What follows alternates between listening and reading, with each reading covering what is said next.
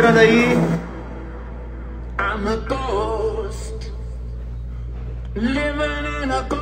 Vamos entrando aí, boa noite a todo mundo que tá entrando aí. Muito obrigado pela presença mais uma vez. Mais uma live hoje aqui. Presença hoje de Luiz Francisco de Azevedo, o mais novo aí da família Azevedo. Família tão tradicional no hipismo brasileiro. Quero saber se o som tá bom, se a imagem tá boa aí para todo mundo, para que a gente possa iniciar. Vamos aguardar só o Luiz Francisco começar, aparecer aqui, né, pra gente começar. Deixa eu só ver aqui. Bigorna, quando for com você eu vou fazer a barra, não se preocupe não. Isso é ciúme já. Vamos lá. Tem um neto, é verdade, Bigorna, É isso mesmo, tem um neto, então ele não é o mais novo. Vamos só aguardar ele entrar aqui, já mandei mensagem pra ele. Vamos aguardar ele entrar aqui. Luiz Francisco, quando você estiver por aí, chegou, boa garoto. Pera aí, viu? Deixa eu aparecer aqui, transmitir. Vamos começar.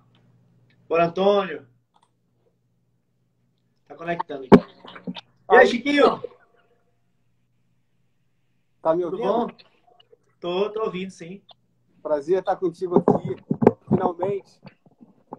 Conseguimos hoje, né? Tão esperada essa live. Agradecer imensamente aí por aceitar esse convite aí. A gente aqui do Nordeste não conhece muito a família Azevedo e com essas lives a gente está conhecendo bastante e cada vez mais ficando mais fã aí de você e toda a sua família aí, né? Que é seu pai, seu irmão, agora seu sobrinho, é isso? Como é a história? Cara, o prazer é todo meu. Pra gente está sendo também espetacular poder estar aí interagindo com vocês.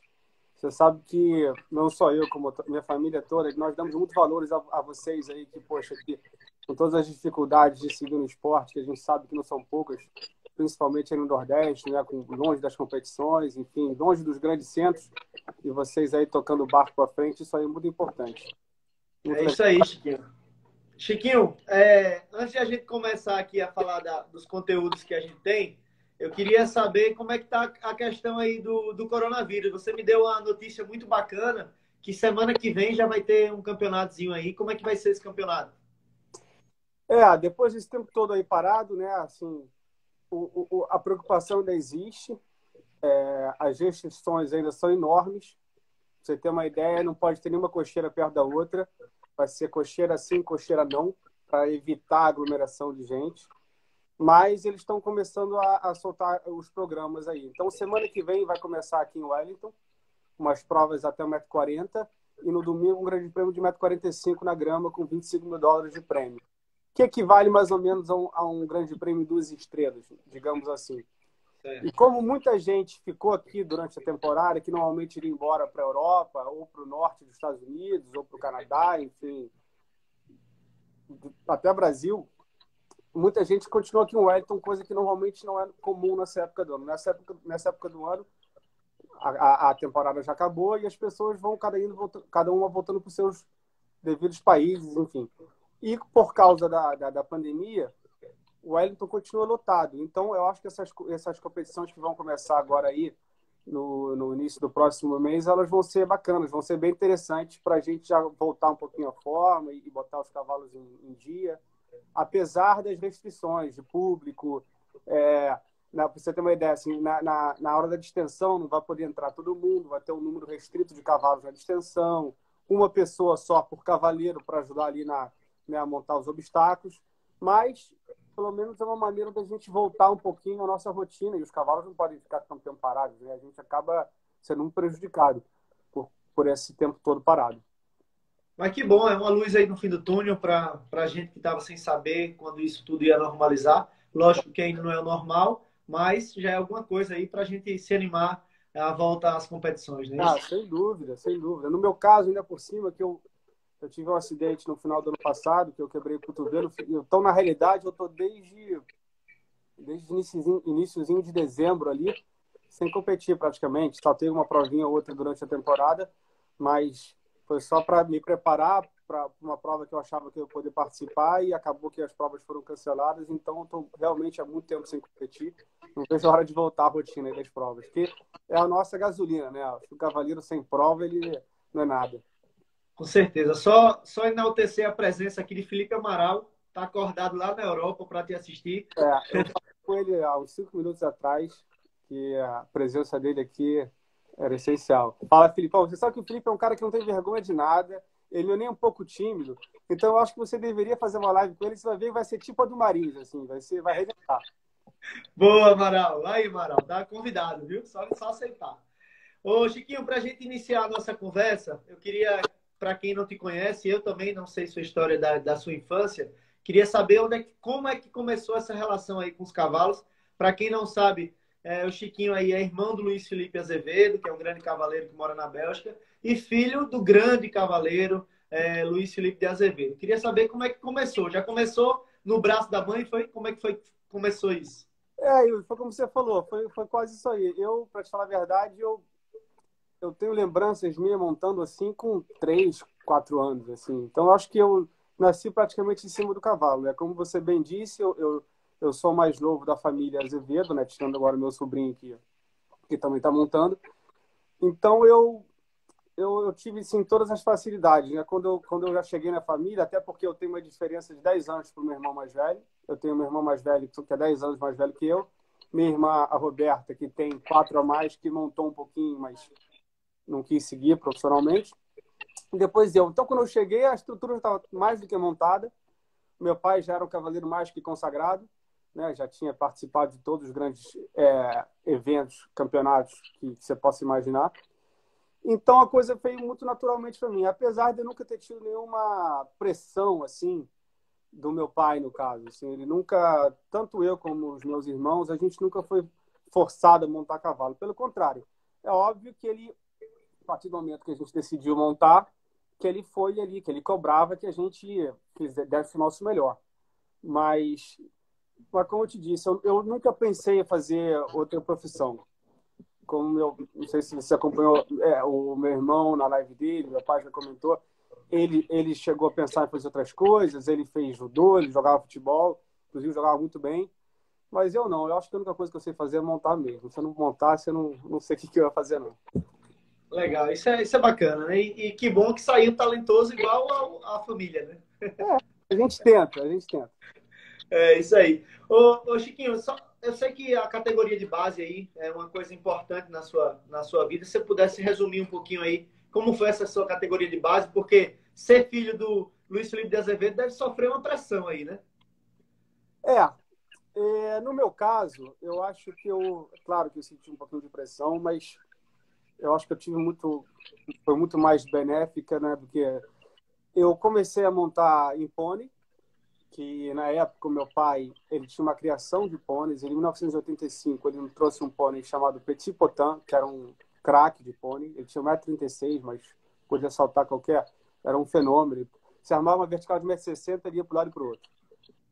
E esse pônei foi esse cavalo que ensinou o meu irmão a montar. Na época, meu irmão criança ainda. E através desse pônei, que era garanhão, meu pai fez uma criação de pôneis, de salto.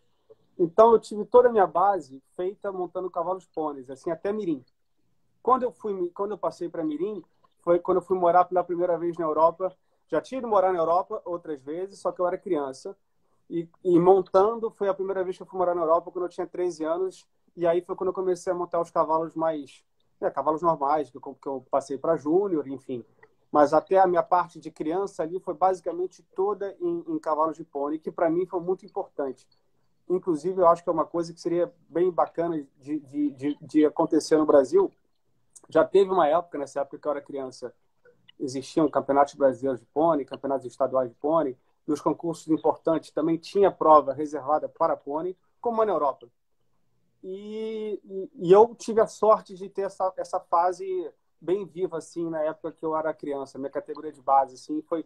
Então, por que eu acho importante? Porque a criança, na maioria das vezes, ela cresce sem medo, porque é uma coisa mais proporcional, né? Até, inclusive, se você levar um tombo, você cai de uma altura menor. Tudo é mais proporcional, você se sente mais à vontade na condução do animal. Enfim, é uma coisa que acabou no Brasil, é uma pena, mas comigo eu tive essa sorte de ter. Excelente. E você começou na Sociedade Hípica Brasileira? Foi sua infância toda?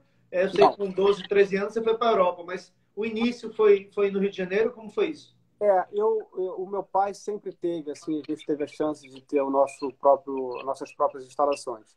Quando eu Certo. comecei a montar ali, levar um pouco mais a sério, com uns 8, 9 anos de idade, nós tínhamos um manejo, que era o manejo Luiz Felipe Azevedo, que ficava no Rio de Janeiro, em Vargem Grande, que foi onde foi palco de diversas competições, a Copa FAP. Se você buscar um pouquinho aí nos, nos arquivos, você vai ver que a Copa FAP era um concurso que fazia parte do calendário da CBH, que as pessoas vinham do Brasil inteiro saltar. Então, a minha parte de criança foi toda feita praticamente nesse manejo.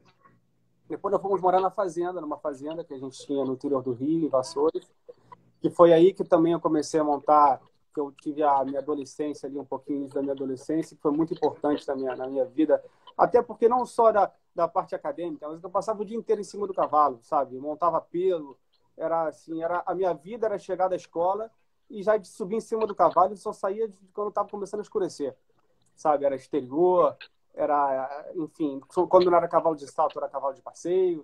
Então, eu acho que essa época, para mim, foi muito, muito importante. Eu lembro muito dela até hoje. Depois, nós fomos morar na Europa. E aí que eu posso dizer que eu olhei para 13, para 14 anos. Foi quando eu comecei realmente a levar a sério o esporte, que eu comecei a acompanhar meu pai e meu irmão nos concursos mais importantes, né, da Europa. E aquilo ali, para mim, foi muito impactante.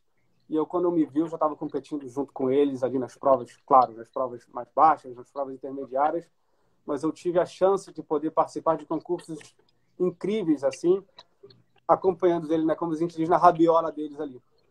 Então, eu dei uma resumida aí, mas esse foi um pouco a minha trajetória. A Ípica nunca foi... A Ípica, eu montei na Ípica profissionalmente, trabalhando. Sou sócio da Ípica, mas ela faz parte, sem dúvida, da minha história, da minha formação, pelas competições que eu participei lá dentro, mas não só a Ípica, como a Ípica Paulista, como a Ípica de São Amaro, enfim, a Ípica mais. E teve um clube que foi muito importante na minha vida, não só na minha, como na minha família, diversos cavaleiros, que era o Fazenda Clube Marapendi, onde meu avô, pai do meu pai, era o diretor do clube, foi diretor durante 30 anos, e infelizmente o clube acabou.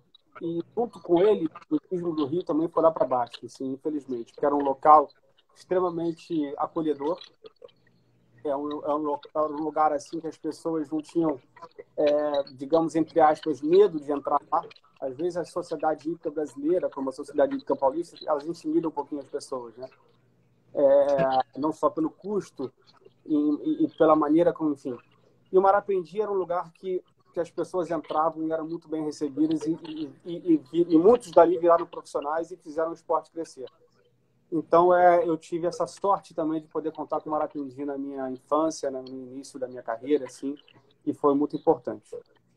E qual foi você lembra o momento que você disse assim que eu sei que você viveu isso, mas qual o momento que você lembra que você sentiu que você era profissional, né? Naquele momento, não, agora eu vou ser isso para minha vida. Teve algum momento que você lembra ou não? Foi natural?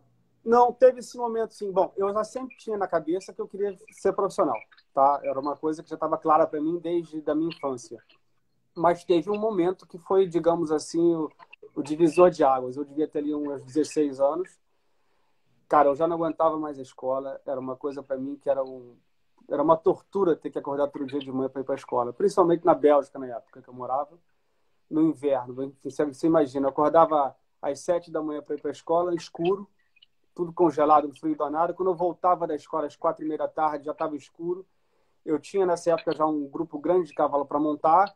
Eu, às vezes, terminava o meu dia 10 horas da noite. No dia seguinte, tinha que acordar de novo para ir para a escola.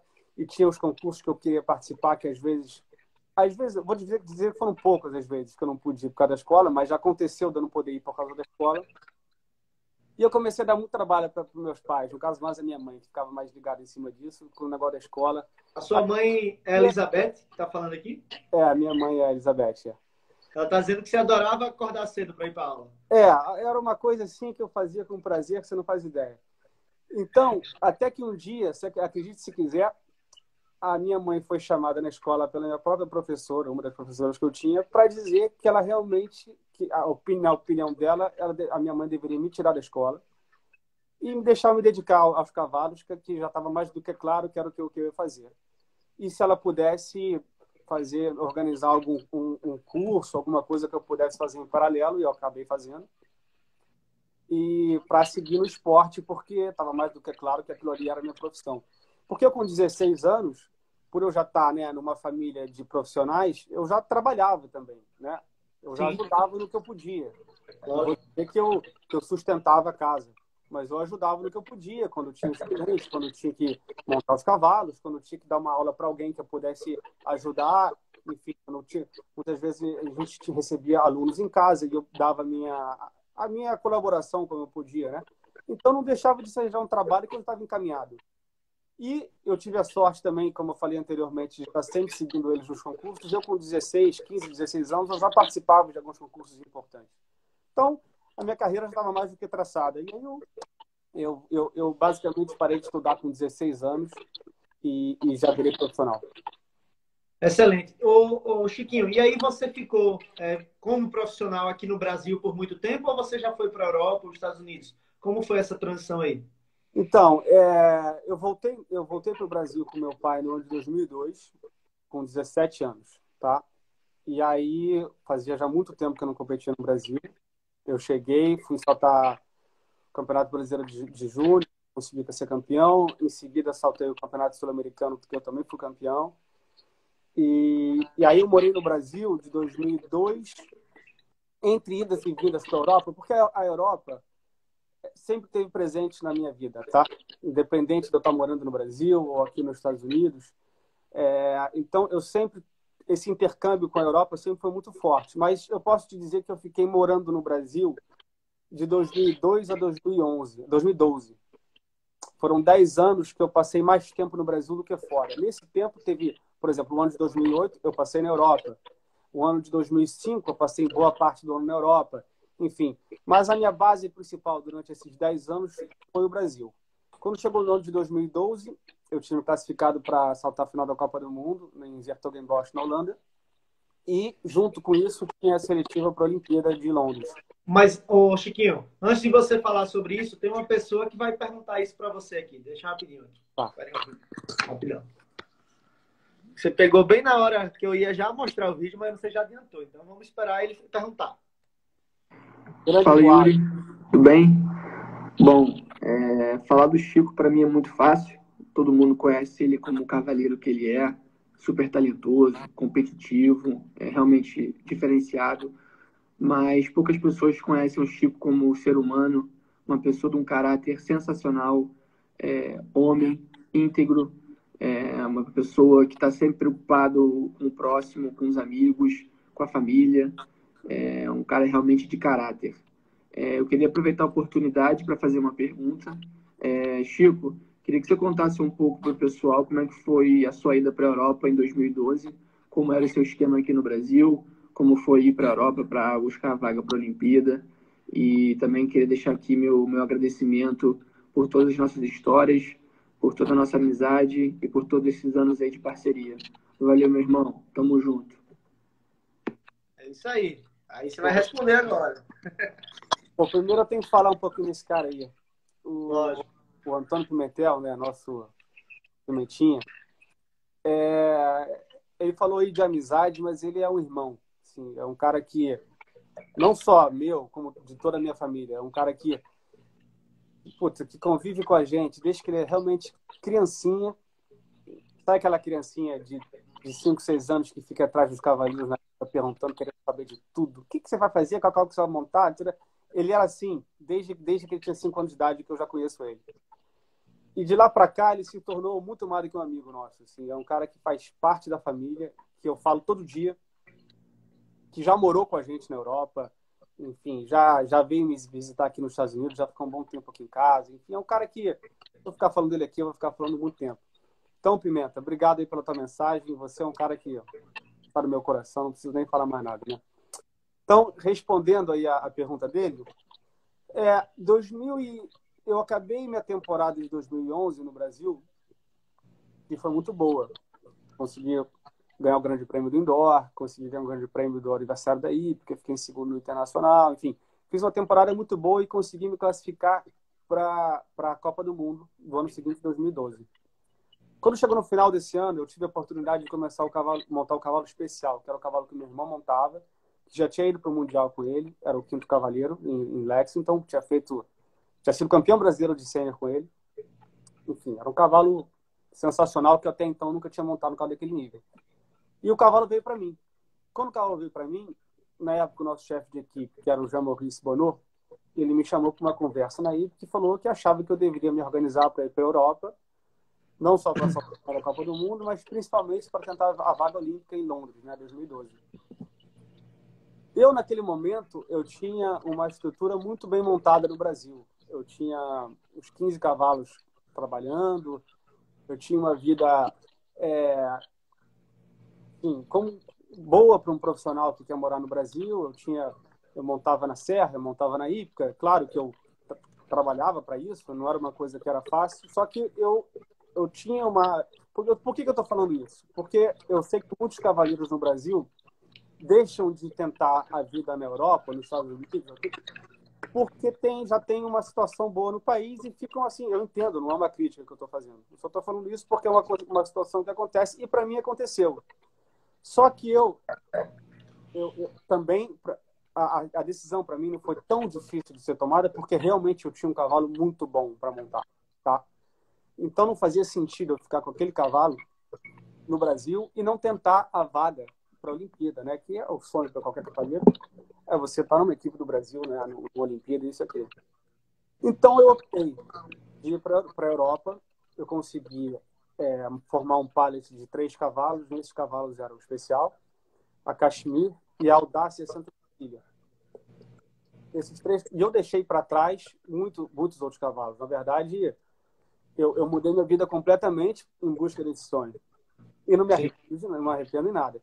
Então, a minha chegada na Europa foi como... Enfim, eu mudei todo o meu esquema. Graças a Deus, a gente já tinha uma estrutura montada, né, com meu irmão na Bélgica. Então, enfim, eu já cheguei em casa. Outro fator que também facilita no meu caso, sem dúvida. Não é todo mundo que já tem uma estrutura na Europa que pode chegar e estar bem acolhido, né? No meu caso, eu tinha isso. Mas foi a melhor decisão que eu tomei, Yuri, porque eu fui para lá, eu participei da final da Copa do Mundo, eu disputei as seletivas, eu consegui entrar na equipe, enfim. E aí aconteceu o que aconteceu. Se você quiser, eu acho que provavelmente a gente vai entrar nesse assunto da Olimpíada, mas para responder a pergunta do Antônio, a minha transição foi uma transição, digamos assim, eu tive que tomar essa atitude de largar o que eu tinha no Brasil, entre aspas, porque algumas coisas me acompanharam, mas não tudo, principalmente financeiramente falando, para tentar o sonho na Europa. E as coisas foram acontecendo e eu estou aqui, enfim, agora estou nos Estados Unidos, mas a coisa fluiu muito bem, graças a Deus.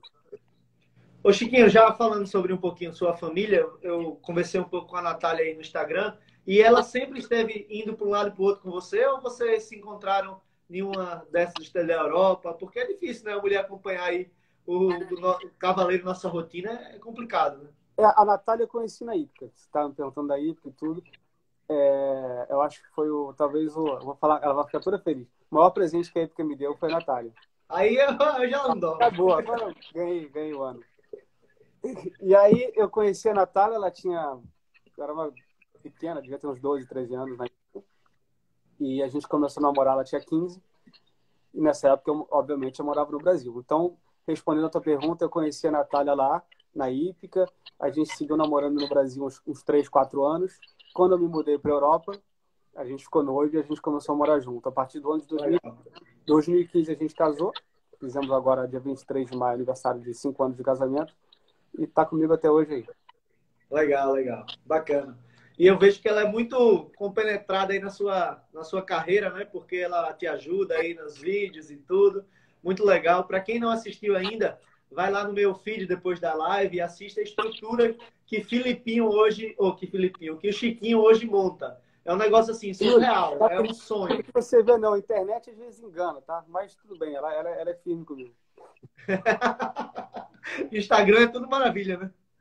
Instagram todo mundo é bonito, né? Todo mundo é amigo. Verdade. Ô, Chiquinho, e aí vamos falar agora da sua realidade, né, atual aí, que é o Wellington. Primeira coisa, eu quero saber por que você está em Wellington. Então, Fui para a Europa em 2012, como eu te falei, morei lá até final de 2016. Quando a gente chegou no final de 2016, o Comic, né, o meu cavalo que você conhece, que A gente participou... vai falar ele já já, dessa história toda do Comic, que isso é interessante. Que participou comigo no último Mundial, isso, aquilo, que é o cavalo até hoje, o cavalo da minha vida, entre outros, é óbvio, não quero ser injusto com nenhum, porque tem vários. Só que o Comic é um cavalo que eu comprei com 6 anos, como você bem falou, vamos contar a história dele.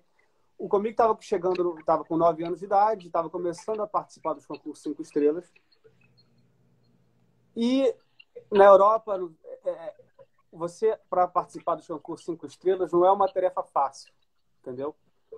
É difícil você arrumar convite, é aquela coisa, aquele sistema do ranking, e depois você tem que comprar mesa. E eu sentia que eu tinha um cavalo com muito potencial desde a primeira vez que eu vi. Então, eu pensei comigo, os Estados Unidos, né, existe em Wellington essa temporada que dura aí aproximadamente 4 meses, que é maravilhosa, que tem concurso 5 estrelas basicamente quase todo fim de semana. Eu já tinha vindo aqui participar da temporada de Wellington em 2014 e eu tinha gostado muito, a Natália tinha gostado muito. Os meus patrocinadores, né, a Santa Cecília Stables, também sempre tiveram um carinho especial pela temporada aqui em Wellington. Então, a gente decidiu fazer a temporada do ano de 2017 em Wellington. E se as coisas andassem bem, por que não se estabelecer aqui? E foi o que aconteceu. Eu embarquei para cá no final de 2016. A Natália, nesse momento, estava grávida do meu primeiro filho, do Luiz Francisco Filho. Ela veio para cá com ele com 7 meses. A gente planejou tudo para que ele pudesse nascer aqui. Ele nasceu aqui, deu tudo certo. A temporada começou em janeiro. E a gente conseguiu excelentes resultados, né? A gente, uma temporada que todo mundo sabe, conhece por ser uma temporada cara, a gente conseguiu pagar tudo, né? Ainda sobrar um bom dinheiro só de premiação. Então, o cavalo provou que realmente ele era aquilo que a gente esperava. Então, como eu falei, a gente já tinha isso na esperança, né? Já tinha isso na cabeça de dar certo e ficar, e ficamos. Sempre com a cabeça, com a mente aberta para a Europa também, entendeu, Yuri? Então, por exemplo, 2018 tinha seletiva para o Mundial, eu acabei a temporada aqui em Wellington, em abril, e a gente embarcou para a Europa e fez a seletiva na Europa. O ano que não tem seletiva, vamos para Calgary, que é excepcional, que não está, enfim, que a gente consegue chegar aqui sem tanta dificuldade. Então, eu acho que os Estados Unidos, se você falar em Wellington, é o mundo, porque naquele período ali do inverno, né, no caso do hemisfério norte, a Europa em peso está aqui também. Eu já disse isso numa outra live que eu fiz. Eu cheguei a ficar eu só tenho um grande prêmio de 5 estrelas que eu fiquei em segundo, que tinham, sei lá, acho que 6 cavaleiros do top 10 participando do grande prêmio. Então a gente fala às vezes Europa e Estados Unidos, enfim. Durante a temporada de Wellington é quase que uma coisa só. Quando acaba a temporada, esvazia um pouquinho, muitos voltam para a Europa, outros seguem. Só que durante a temporada é só o local que é nos Estados Unidos, porque a competição realmente ela é mundial, o mundo inteiro está aqui. Então, e você tem essa condição de poder participar dos concursos 5 estrelas. Esse foi a maior motivação de início, fora a qualidade de vida aqui em Wellington, que é maravilhosa, né? A gente está mais próximo à nossa realidade do Brasil. O clima é maravilhoso. A gente tem Miami, que é do lado. A gente tem Palm Beach, que é do lado. Você tem praias, enfim. É um pouco mais agradável. Não tem aquele frio da Bélgica, aquela coisa, né, que é pesada. Então, a gente foi juntando todos esses fatores aí e estamos até hoje muito felizes. Graças a Deus, tudo certo. Ô Chiquinho, e fale um pouquinho sobre esse seu patrocinador, né? É um momento também de a gente conhecer. É um cara que é da Europa ou é dos Estados Unidos? Como é que quem é que faz essa parte técnica aí? Vamos para a Europa, vamos para os Estados Unidos? Como é isso? E depois falar um pouco dessa estrutura aí, se é alugada, se é do patrocinador, porque é um negócio de cinema, né? Quanto às decisões, a gente procura tomar todas as decisões juntos. Tá? A gente senta e a gente organiza, vê o que é o melhor para todos nós e a gente sempre chega num denominador comum. O meu patrocinador é brasileiro, né? O Santa Cecília Stables, como você pode observar no vídeo. São pessoas que já estão comigo há 10 anos. A gente começou no Brasil com essa égua que eu te falei que veio no Palace para a Europa, que chamava Audácia de Santa Cecília. Eu tenho um carinho muito especial por ela, porque eu comecei tudo com ela. E graças a Deus hoje a gente está onde a gente está. Se não fosse ela, não teria chegado aqui também. Por isso que eu te digo que quando a gente falar de um cavalo, é claro que tem um cavalo que, tecnicamente falando, é muito superior ao outro, mas todos têm a sua importância no seu devido momento, né? Então, são pessoas brasileiras que são praticamente parte da minha família hoje em dia. A gente tem um convívio durante meses aí diário, praticamente. Então, estou respondendo a tua pergunta. E as decisões técnicas são todas tomadas juntos, assim. E essa é a estrutura que eu fiz um vídeo para te mostrar, né? Sim. Espero que vocês tenham conseguido ter ideia do lugar. O lugar é realmente um sonho para qualquer cavaleiro, para qualquer, sabe, pessoa que gosta de cavalo, que gosta de conviver num ambiente agradável com o animal. Assim, ela ainda não está totalmente pronta, posso dizer que ela está 95% pronta, com pista de grama, com pico coberto, com pista aberta, com 18 cocheiros. A gente está, uma coisa que é muito importante também aqui em Wellington, a gente está do lado do concurso, ou seja, porque o concurso aqui em Wellington é praticamente sempre no mesmo lugar. Tem um fim de semana ou outro que pode ir para outro lugar, mas é sempre no raio de 5 ou 10 minutos de carro. E a gente está 5 minutos do local do concurso. Então, realmente, não dá para falar o que é melhor, assim, não dá para dizer. Realmente é um lugar dos sonhos para qualquer cavaleiro trabalhar todo dia. Fora que eu moro também a 5 minutos de lá. Então, é como se fosse uma extensão da minha casa. Ô Chiquinho, e esse local aí, tem outros locais parecidos com esse ou é um lugar, assim, exorbitante no meio de Wellington? Yuri, esse lugar aqui, Wellington, parece a Disneyland, assim, do cavalo. Assim. É uma coisa, assim, que às vezes você olha, quando eu vim para cá a primeira vez, eu falava, não é possível que eu estou vendo isso aqui. São coisas assim, eu particularmente falando, tem coisas que eu acho até demais, sabe? São castelos com cocheiras. Sim. São coisas assim que eu acho que fica até meio over. Não sei se você está conseguindo me entender. Eu acho Sim. que o nosso, apesar de ser essa coisa espetacular que você está vendo, é uma coisa feita para o cavalo, entendeu? Tem todo o luxo, sem dúvida, mas é uma coisa feita para o cavalo e extremamente funcional. É claro que é lindo, é maravilhoso, é uma coisa, como eu te falei, é um sonho. Mas aqui em Wellington, se você tiver a oportunidade, acho que você já veio aqui, né? Para quem tiver a oportunidade um dia de vir conhecer, vai entender o que eu estou dizendo. Então, as propriedades são uma maior do que a outra. Às vezes até passa do ponto, assim, eu acho, sabe? Entendo. Ô, Chiquinho, uma dúvida que eu tenho. Muitos cavaleiros brasileiros hoje, de renome internacional, eles estão indo para Wellington, né? Passar essa temporada aí. Você acha que falta cavaleiros de ponta americanos e por isso os brasileiros estão sendo tão exportados para Wellington? Não acho que é isso não, Yuri. A primeira questão da barreira sanitária, né? Então, se você tem um conjunto se destacando no Brasil e está querendo competir em alto nível, ele não pode ir para a Europa, porque o carro dele não pode embarcar direto fazer Brasil-Europa, né? Tem esse problema aí vergonhoso do mormo, né? Uma coisa assim que eu acho que atrasa o esporte demais. Sim. Então, o Wellington acaba sendo a primeira e a única opção se você quer competir em alto nível para quem está no Brasil. Entendi. Então, acaba que sendo esse, na minha opinião, é o primeiro fator. O segundo fator se você quiser ir para a Europa no mês de janeiro, que é quando começa a temporada em Wellington, é um frio danado. Você tem algumas opções de temporada que normalmente começam a partir de fevereiro e março na Europa, como Vila Moura, Oliva, Arezzo, o Sunshine Tour. O clima é um pouquinho mais ameno, tá? Sim. Mas não dá para comparar com o clima de Wellington. Aqui em Wellington a gente passa o inverno praticamente todo de camisa polo. Tem uma semana ali que é um pouco mais frio. E mesmo assim, quando faz frio, é um frio agradável. Quase não chove.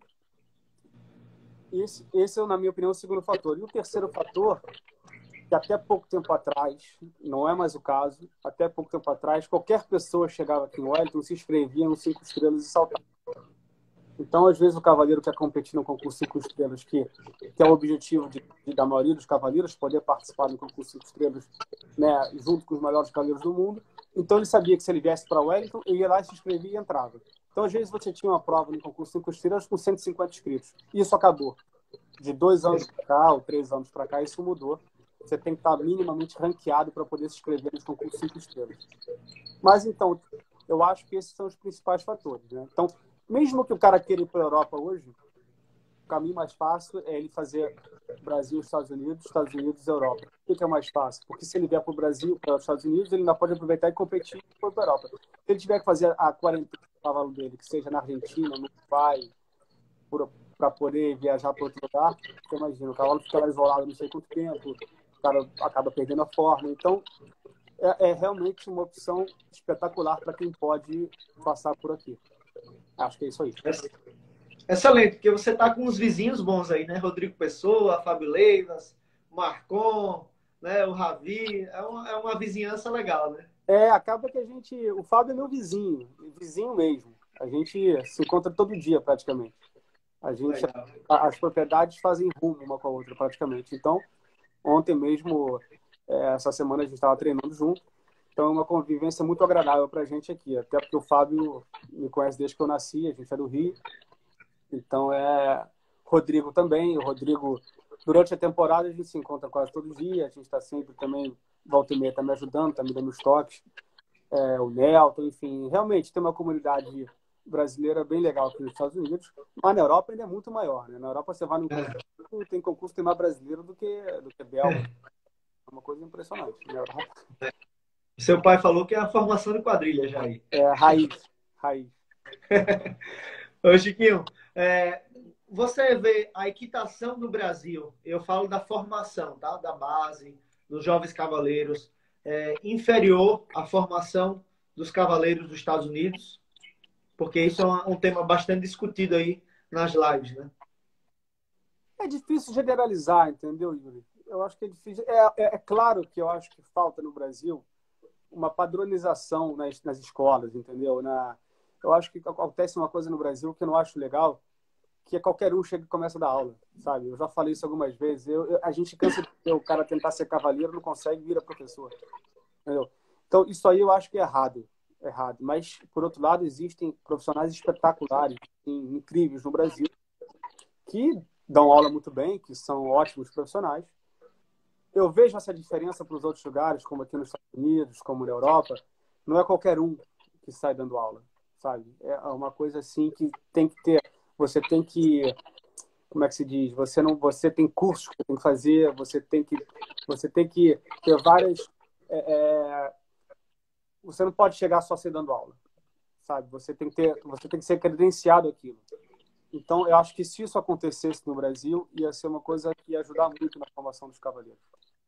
E aí, Wellington, existem escolas de equitação ou é só bom aí, vamos dizer assim, para a elite do hipismo? Ou existe a formação de cavaleiros em Wellington, propriamente dito? Em Wellington, propriamente dito, Yuri, eu não conheço nenhuma escolinha de equitação, para te falar a verdade. Mas, para você ter uma ideia, Wellington é uma ilha em volta de várias outras cidades, tá? Wellington foi montado só para o cavalo. Então, basicamente, as pessoas têm seus manéis particulares em volta de onde tem o concurso, tá? E ali, a maioria das pessoas que tem esses manéis particulares, eu vou dizer a maioria, não todos, são já pessoas que já estão num certo nível, tá? Mas existem pôneis clubes, existem... Eu sei que é próximo de Wellington, existem escolinhas, mas eu vejo muitas crianças aqui, já jovens, pequenas, que montam já com profissionais já num nível alto e que já pagam para esses profissionais darem aula para elas. Não necessariamente numa escolinha em grupo, entendeu? Perfeito. Rapidinho só. Uma pessoa comentou aqui com o nome de Anuska. Minha irmã se chama Anuska, eu só conheço ela. E agora comentaram aqui, Anuska Sabores. Depois eu vou seguir ela. A minha mãe do Pimentinha. Ah, sério? Porra! Minha irmã também chama Anuska. Ô, Chiquinho, qual o seu principal cavalo atualmente hoje aí nas cocheiras? Hoje o Comic é o chefe, né? Não tem como ser diferente. É um cavalo que está comigo desde os 6 anos, que já rodou o mundo inteiro, que participou do campeonato mundial, que tem diversas classificações aí, realmente importantes. Então, ele é o chefe, não tem dúvida. Depois vem um cavalo chamado My Way, que é um cavalo recém-adquirido por nós. Eu acho que, sinceramente, esse cavalo pode ser o melhor cavalo que eu já montei. Eu vejo nele assim, todas as qualidades que um cavalo realmente prova forte precisa ter. É um cavalo que eu acho que vai dar muita alegria pra gente. Depois nós temos o Colim, que é um cavalo também que está comigo já há muito tempo. É um cavalo muito ganhador em provas de velocidade, já classificou, ficou em segundo no Grande Prêmio 3 Estrelas logo antes de eu me machucar no final do ano passado. Um cavalo que tem uma história incrível, não sei se você quer que eu conte, se você quiser eu conto daqui a pouco. Um cavalo que a gente salvou do abatedouro. Não sabia, não sabia. Esse é um cavalo que é muito querido por todos nós, enfim, que é essencial na minha cocheira. Tá? Qual é esse cavalo? Chama Colim. Colim. S-O-L-L-I-N. Perfeito. Mas conte um pouquinho dessa história. Essa história é curiosa. Vocês tiraram ele do abatedouro. É incrível, Yuri. Esse cavalo, quando ele tinha 7 anos... Eu vou resumir um pouquinho a história, porque ele é muito longo. Quando ele tinha 7 anos, ele foi salvo do abatedouro por um grande amigo nosso, que é dentista de cavalo, na Bélgica. Esse dentista é muito amigo do meu pai, de anos da Bélgica. E o cavalo ele salvou do abatedouro porque ele era um cavalo muito difícil de montar, ninguém queria ter o cavalo. Tá? Assim que ele salvou do abatedouro, ele chegou a mandar para alguns cavaleiros importantes na Bélgica, na Alemanha, e os caras não quiseram, falaram que não queriam perder tempo com aquele cavalo. Nisso, esse amigo nosso ligou para o meu pai no Brasil, e perguntou o que ele achava que meu pai podia dar uma luz para ele, porque o cavalo saltava muito bem, não sei o que, tinha muita qualidade, e ele precisava de um cavalo. Meu pai falou, olha, dá pro Francisco. O Francisco gosta desse tipo de cavalo um pouco mais delicado, cavalo bravo, enfim, eu já tive boas experiências com cavalos desse tipo. E ele me ligou e me deu o cavalo para montar. Na realidade, ele me deu metade do cavalo. Eu não queria. O cavalo era tão difícil que eu não queria nem dado. Acho que eu não queria. Então, parte desse projeto é muito graças a esse amigo nosso. Até que ele conseguiu me convencer e eu consegui levar o cavalo, assim, 10 dias depois que ele estava comigo numa prova. Eu não tinha lido direito antes do programa, não tinha prova baixa, ele foi direto no 30. Nunca tinha pulado uma prova na vida, fez 0 os 3 dias. Pô, que legal. O primeiro ano... Chiquinho, deixa eu só tirar uma dúvida. Esse abatedouro era onde? Na Bélgica. Na Bélgica. Tá. Na Bélgica. O Colinho hoje está com 13 anos, isso ele tinha 7. Certo. Foi em 2014, a gente morava na Bélgica ainda. Não, então, só para entender, porque eu acho que o Wellington não tem abatedouro de cavalos, né? Eu acho que não. É só lá na Bélgica mesmo. Mas na Bélgica é muito comum, a carne de cavalo lá é consumida mesmo. Certo. Infelizmente. E aí esse cavalo foi assim, incrível, porque no primeiro ano de prova dele ele já estava soltando 1,50 m. Assim, no final dos 7 anos dele, ele já chegou a soltar uma prova ranking. E hoje ele já ganhou o Grande Prêmio de Arezzo, ele já ganhou em Calgary, ele já ganhou nos Hamptons, ele já saltou Hamburgo, ele já ganhou em Wellington, ele já é um cavalo incrível. Segue sendo um cavalo muito delicado, um cavalo muito difícil de montar, você tem que entender um pouco ele, você não pode fazer nada na força. Tem dia que não dá para estender, eu só rodo na guia, praticamente entro na prova, porque é um cavalo muito estressado no paddock, enfim. Mas está aí comigo até hoje e eu conto com ele aí 100% nas provas, sempre. Um cavalo muito parceiro. Ô, Chiquinho, eu tenho uma dúvida, vamos lá. Eu sei que seu irmão hoje, ele tem o Luiz Felipe de Azevedo Filho, né? Ele tem uma hípica lá na Bélgica, e é lá que você fica quando você está na Europa ou em outro local? É lá que eu fico. É lá que eu fui criado boa parte da minha vida. Quando eu digo que a gente se mudou para a Europa, foi para morar nesse lugar. Meu pai comprou a propriedade em 1997. A família ficou morando lá até 2002. Depois nós voltamos para o Brasil e o meu irmão assumiu o negócio todo e comprou o manejo. Então hoje é dele, mas é nosso também, né? Sim, lógico. Ô, Chiquinho, então, a nossa casa, a nossa base na Europa é lá. A vida toda você foi cavaleiro concursista ou algum momento da sua vida você também foi professor? Eu dei aula, na época que eu morava no Brasil, eu dei bastante aula. Não vou dizer para você que era o meu foco principal, porque não era. O meu foco principal sempre foi as competições mesmo. Eu sempre fui muito ligado à prova, é uma coisa que eu realmente gosto de fazer, essa é a prova. Mas eu já dei muita aula no Brasil, sem dúvida. Na Europa eu também dava aula, aqui eu também dou aula, mas a minha atividade principal segue sendo as competições. Excelente. Natália, que está assistindo a gente aqui, pode puxar um vinho aí para o Chiquinho, que a conversa está boa, viu? Tá na aguinha só, né? Porque amanhã vai montar o comic. E aí vamos entrar nessa história do comic. Quero saber um pouquinho aí dessa história, como é que você achou o cavalo da sua vida, né? Porque normalmente a gente fala que o cavaleiro tem um cavalo na sua vida, né? Como você até comentou. Quero saber como é que entrou esse cavalo na sua vida, o que ele representa para você, e pode falar um pouquinho das conquistas e dos projetos com o Comic aí para o futuro. A história do Comic é muito interessante, Yuri. Eu tive o acidente que aconteceu com o meu cavalo especial em Londres em 2012. E em seguida, a gente vendeu uma égua muito boa que eu montava, chamada Kashmir. Então, eu me vi um bom tempo aí sem cavalos do top, né? Do concurso 5 estrelas e isso e aquilo. Então, eu consegui ir para o Brasil e montar um projeto junto aos meus patrocinadores da gente comprar um cavalo já pronto. Já tinha até um cavalo em vista. Posso até falar qual é o cavalo aqui. Um cavalo chamado Carpalo, que na época eu montava o Steve Guerdá. Que a gente estava pensando em experimentar o cavalo para, de repente, comprar para eu seguir na toada que eu já vinha, né? Na véspera da Olimpíada, só com as provas principais da Europa, para seguir no ritmo que eu vinha. Fui no Brasil, tive a reunião, a gente chegou no acordo para a gente achar esse cavalo experiente. Assim que eu cheguei do Brasil, eu fui soltar um concurso 2 estrelas na Holanda, em Zutphen, é um concurso no norte da Holanda. Quando eu estou nesse concurso, a gente, quando está no concurso, principalmente nesse nível, a gente está sempre olhando os cavalos que estão ali para buscar alguma oportunidade e tal. Eu estou chegando na prova, assim, estava rolando a prova de cavalo de 6 anos. Eu chegando assim na pista, na cerca, o meu irmão vira para mim e fala assim, cara, eu vi um cavalo de 6 anos que você tem que comprar. Eu falei, cara, 6 anos? Acabei de voltar do Brasil com um projeto de comprar um cavalo pronto, comprar um cavalo de 6 anos, e ele falou assim, você tem que comprar esse cavalo. O cavalo é um craque, tá? Acabou de saltar aqui com uma espanhola. Não tem trabalho ainda, mas é um craque. Ele falou com tanto entusiasmo que eu comprei um pouco a ideia. E nesse concurso existia uma tenda que a gente podia acompanhar os vídeos de todo mundo que estava participando. Você ia lá, botava o nome do cavalo e via. Eu fui lá e botei o nome do cavalo e vi o cavalo saltando. Yuri, eu vi, eu falei, cara, é o cavalo.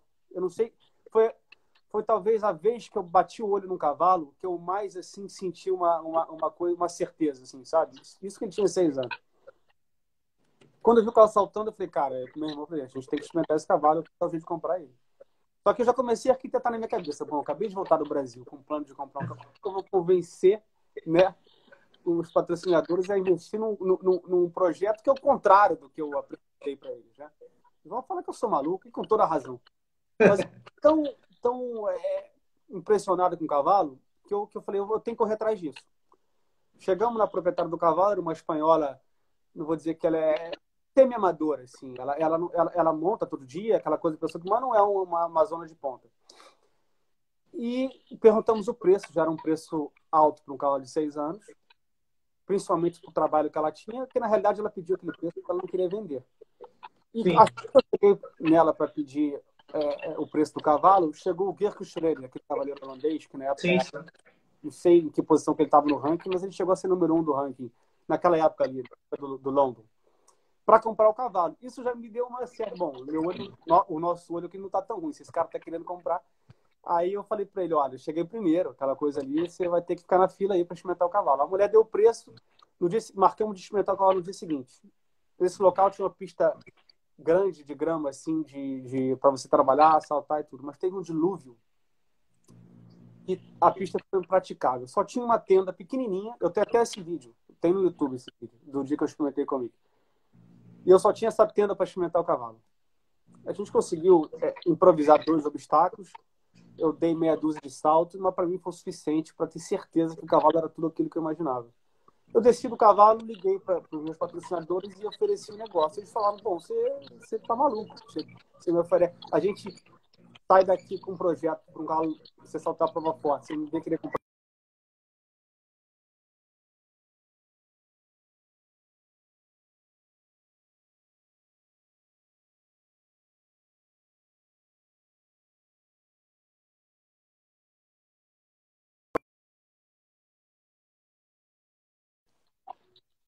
Chiquinho, eu parei de falar aqui. Peraí, travou um pouco. Travou quando você convenceu aos seus patrocinadores a comprar o cavalo. Eles compraram a ideia porque eles sentiram em mim entusiasmo. E foi a melhor coisa que a gente fez, Yuri. A gente comprou o cavalo com 6 anos. Em seguida, no primeiro concurso que eu fui, já teve assim ofertas do dobro que a gente...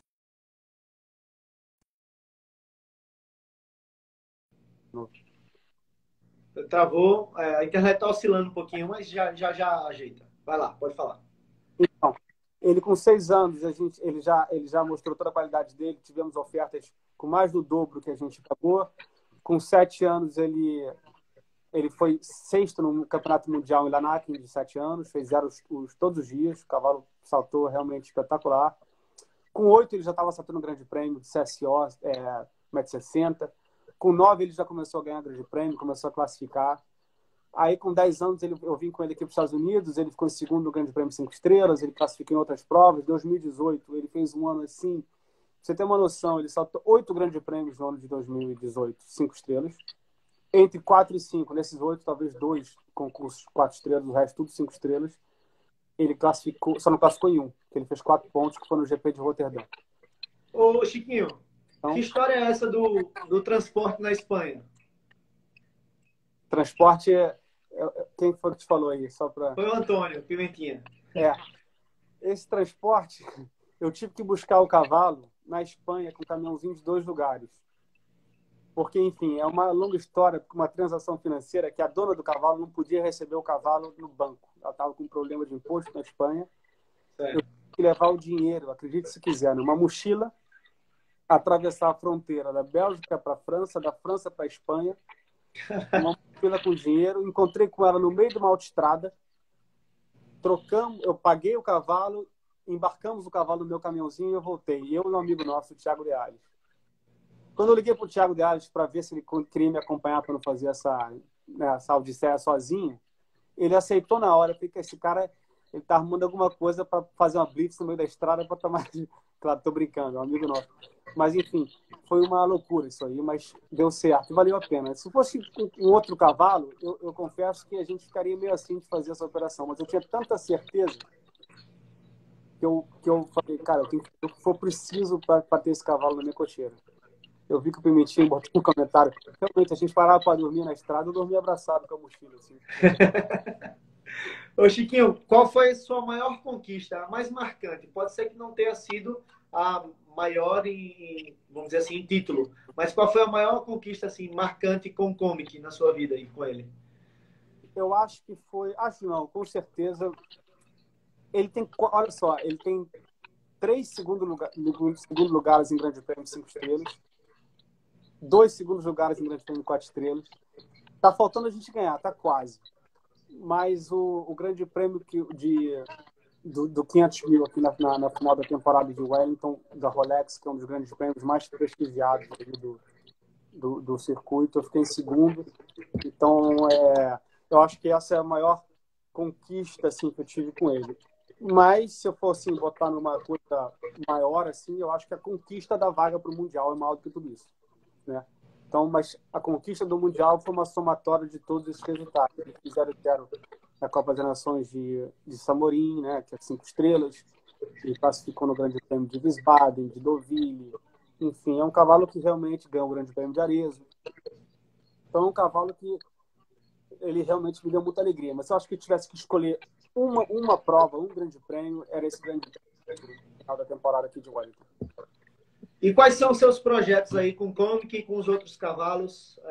A partir de agora, quando voltar essa pandemia, qual é o seu projeto assim, que você tem na sua cabeça? Olimpíadas 2021, como é que você está pensando? Sem dúvida. A gente já estava com tudo pronto para embarcar, com passagem marcada, assim, os cavalos já estavam com o pallet formado para ir para a Europa, agora em abril, né? Abril passado. Infelizmente, aconteceu tudo isso aí e a gente não conseguiu embarcar.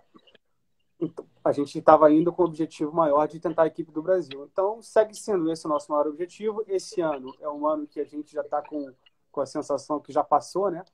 Então, é usar esses concursos que vão acontecer aí daqui para frente, caso eles realmente aconteçam, para ir mantendo, né, nos mantendo em forma, tanto os cavalos quanto eu.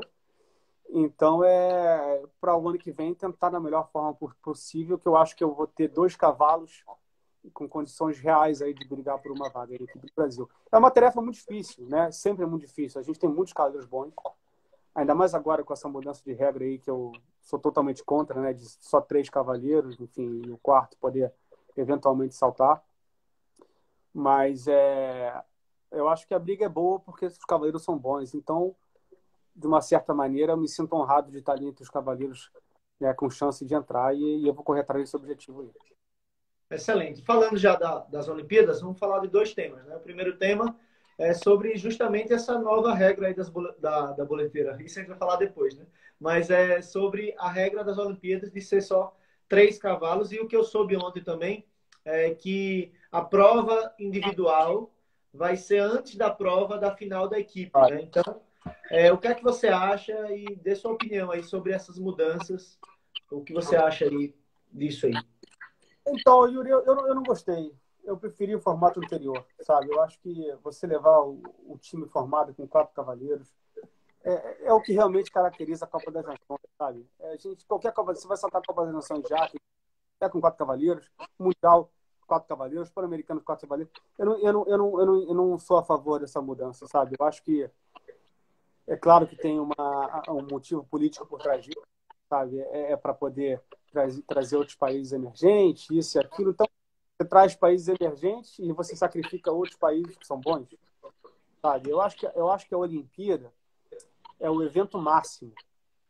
Quer fazer isso? Faz em outro campeonato, entendeu? Faz de uma outra... Enfim, busca uma outra maneira. Não sacrificar o evento maior do esporte. Então, você está tirando... Você tá botando uma barreira para os cavaleiros realmente bons entrarem. Que é isso aí. Muita gente boa vai ficar de fora, sabe? Eu acho que eu não entendi essa mudança, sinceramente. Pode ser que você faça uma live comigo daqui a um ano e eu falo, olha, Yuri, puta, pensei bem, como aconteceu, vai ser legal. Tem uma coisa, assim, que eu acho interessante, que dá um papel maior ao técnico, que é aquela coisa do cara eventualmente poder fazer uma mudança de cavaleiro durante o campeonato. Até porque eu espero que dessa maneira todos os cavaleiros ganhem medalha, né? Porque só no nosso esporte o reserva não ganha medalha, isso é um absurdo. O cara é reserva, ele está ali pronto para o que vai acontecer, ele faz parte de... Por que ele não ganha medalha? Ele é atuante, o reserva ele é atuante. Quem convive no esporte sabe o que eu estou falando. E aí o cara não ganha medalha, sabe? Por que o jogador reserva ganha medalha? Não necessariamente o reserva entra em campo e ele ganha medalha, né? Algumas vezes ele entra em campo, outras vezes ele não entra. E ele ganha medalha. Por que no nosso esporte não ganha medalha, né? Então, eu acho que seria muito mais interessante a FEI focar nisso aí do que fazer essa mudança que eu, sinceramente, não gostei. Excelente. Chiquinho, estamos chegando ao final da primeira hora da live, né? Esse tema inicial aí foi mais para conhecer sua história e etc.